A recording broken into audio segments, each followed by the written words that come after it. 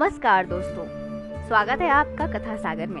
और मैं आप लोगों को श्रीमद् भागवत महापुराण के हिंदी रूपांतरण यानी कि सुख सागर की कथाएं सुनाती हूँ। आज मैं आपको सुनाने जा रही हूँ सुख सागर के तृतीय स्कंद का 32वां अध्याय। इस अध्याय में सकाम और निष्काम भक्ति का फल तथा कपिलोपाख्यान समाप्ति वर्णन दिया गया है। कथा शुरू करने से पहले आप सभी कोई भगवान के चरणों में सिर झुकाकर उनसे आशीर्वाद लेकर एक बार मेरे साथ बोले, ओम नमो भगवते वासुदेवाय नमः। अब भगवान में अपने आप को लगाकर, अपने आप को लीन करके उनमें ध्यान लगाकर प्रेम पूर्वक इस कथा को सुने। और अगर आपने पहले के अध्याय को नहीं सुना है तो शायद आपको ये जो आगे की कथा चलने वाली है वो उतने अच्छे से समझ में ना आए, इसीलिए आप एक बार पहले के कथा को अवश्य सुन ले। कथा शुरू करती हूँ मैं। श्री कपिल भगवान बोले माता देवहूति से, हे कल्याणी, 4 आश्रमों में गार्हस्थ्य धर्म बड़ा पुनित है। यदि इसमें सदैव संयम नियम से रहे तो चारों पदार्थ उसके पूर्ण हो जाते हैं। अगर कोई मनुष्य जो नियम से नहीं रहता है तो उसका जीवन व्यर्थ हो जाता है। कामनाएं उसे नष्ट कर देती हैं। कामना तथा अर्थ के लिए धर्म का दोहन नहीं करना चाहिए। कपिल देव जी बताते हैं माता देवहूति से कि कामना और अर्थ यानी कि लक्ष्मी और अभिलाषाओं के लिए धर्म का उपयोग नहीं करना चाहिए। श्री कपिल देव भगवान जी बतलाते हैं कि निवृत्ति का मार्ग तो कुछ और ही है। उसमें ममता और अहंकार का कोई भी स्थान नहीं है। और जो धर्म रूप सत्व से शुद्ध चित्त होकर निवृत्ति मार्ग को धारण कर लेता है, हम मनुष्य निश्चय ही स्वर्गीय स्थानों को प्राप्त करता है और ईश्वर में प्रवेश कर जाता है। ऐसे विरागी और योगी मरने पर फिर ब्रह्मा को ही प्राप्त होते हैं। अतः हे माता, तुम उन्हीं भगवान की शरण में प्राप्त हो जो कि अमित प्रभाव वाले श्री विष्णु जी हैं। वही इस चराचर भूत के ब्रह्मा हैं। विष्णु जी हैं जो योग को प्रकट कर सनकादि योगेश्वरों तथा ऋषियों सहित सगुण ब्रह्मा की उपाधि से परिपूर्ण है। वही सबके आदि के ईश्वर और संसार के रचयिता हैं।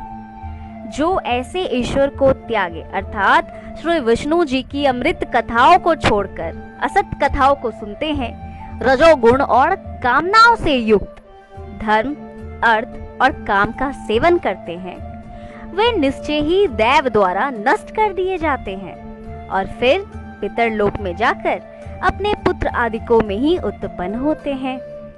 तो यहाँ पर श्री कपिल देव जी माता देवहूति को बताते हैं कि अगर कोई मनुष्य ईश्वर को त्याग देता है, यानी कि ईश्वर में अपना मन नहीं लगाता है, ध्यान नहीं लगाता है, या फिर उनकी कथाओं को नहीं सुनता है, उनकी लीलाओं को नहीं सुनता है और उन सारी अच्छी बातों को छोड़कर जो झूठे की कथाओं को सुनते हैं, जो इधर उधर की बातों को सुनते हैं, फालतू की बातों में लगे रहते हैं, और वैसे मनुष्य जो रजोगुण और कामनाओं से युक्त धर्म यानी कि जो धर्म भी करेंगे तो वो अपनी कामनाओं को पूरा करने के लिए करेंगे। अर्थ यानी कि लक्ष्मी और काम यानी कि भोग संभोग, जो इन सारी चीजों का सेवन करते हैं, उनका क्या होता है, निश्चय ही तौर पर वो देवता के द्वारा नष्ट किए जाते हैं और फिर वो पितृलोक में जाते हैं, जहाँ बाद में वो वापस से इसी धरती पर जन्म लेकर मनुष्य के रूप में आते हैं और अपने ही पुत्र आदिकों में ही उत्पन्न हो जाते हैं। तो ये सारी बातें जो है वो श्री कपिल देव भगवान जी अपनी माता देवहूति को समझाते हैं कि कैसे मनुष्य इस धरती पर आवागमन करता ही रह जाता है। तो ये सारी बातें माता को समझाते हुए फिर आगे की संवाद को बढ़ाते हैं और बोलते हैं, इस कारण हे माता, तुम श्रद्धा पूर्वक उन्हीं भगवान के चरण कमलों की भक्ति करो जो उन वासुदेव भगवान का भक्ति योग पूर्वक भजन करता है। वह मनुष्य शीघ्र ही वैराग्य को प्राप्त हो जाता है। वैराग्य यानी कि स्थिरता को प्राप्त हो जाता है। और भगवान के बारे में बतलाते हैं कि वह ब्रह्मा ही पर ब्रह्मा, परमात्मा, ईश्वर, दृश्य, दृष्टा और कारण आदि मित्र भावों से एक ही है। केवल शास्त्रों के मार्ग से अनेक प्रकार के जान पड़ते हैं।